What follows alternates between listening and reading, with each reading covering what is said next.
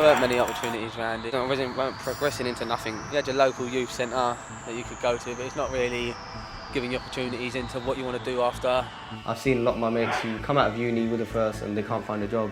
I'd realised that the job industry in itself was plummeting, and I thought to myself, I need a way in, basically.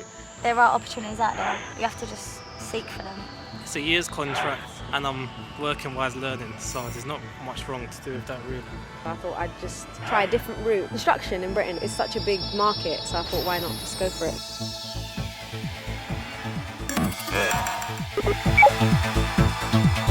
It was quite hard being a female getting into this sort of industry, so I was thinking, should I do hair and beauty? No, it wasn't for me. But being an apprentice was the first kind of kickstart towards my career. We do a one-day-a-week release at college, which does give us the theoretic side of the job we carry out on site. The next step, what I want to do is take on responsibilities. My dad's proud. But it's like what you put in is what you get out.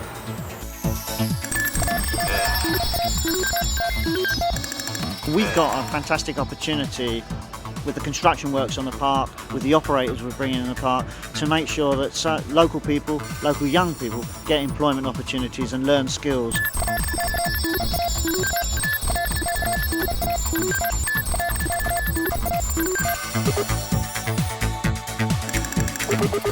I was sort of pressured by my parents to go into uni. They gave me this idea that uni was the only way of success. I did 1 year, got into the second year, but I didn't go because I knew that there was something else there for me. I wanted something practical and a place where I could earn a living, but I found it hard to find a full-time job.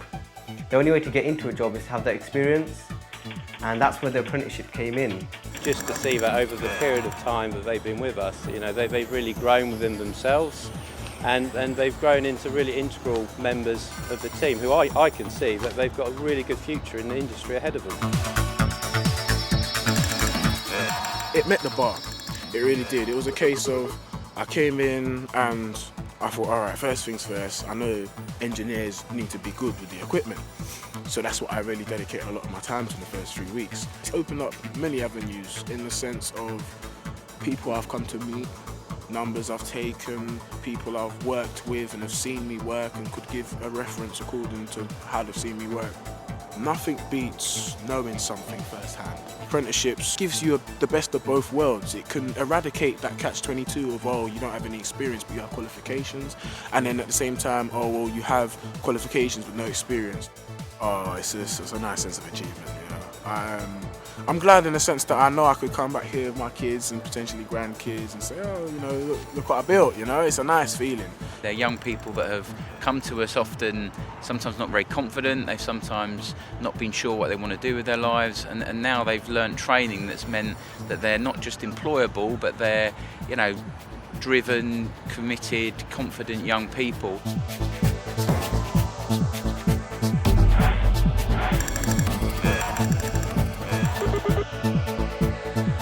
Apprentices are pretty different, you know.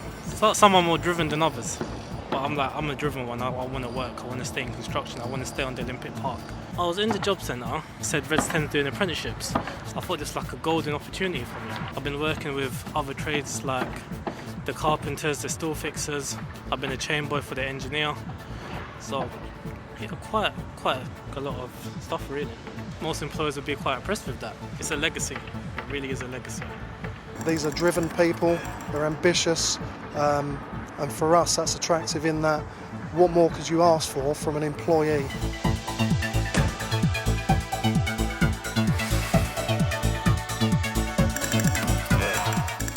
I feel if I find something that I like and I'm good at, or even if I'm not good at it but I want to work at it, I'll go for it. I feel like I can go for anything and I'll do well in it, it's just whether my heart's in it or not. If somebody's willing to teach me something, I'm willing to learn. I'm ready to work hard, I'm ready to go for it. I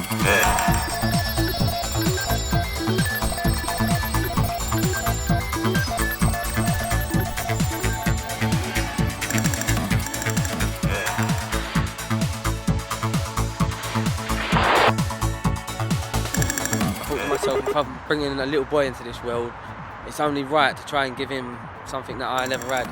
So the apprenticeship, in my eyes, the apprenticeship was the only way forward.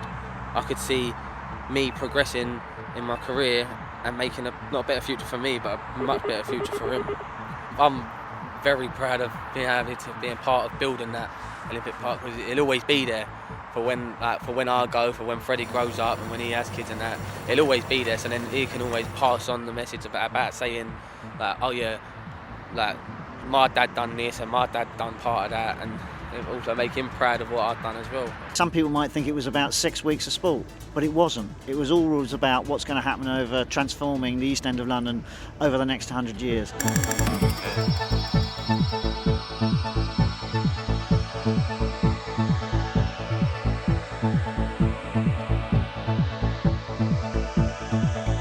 Oh yeah, there's a bond between us all. As a group together. Teamwork Yeah, is a big thing. yeah. Confidence. Yeah, apprenticeship's the way to go. From on the street, people think when you think you're an apprentice, they think, oh, you're the lowest of the lowest.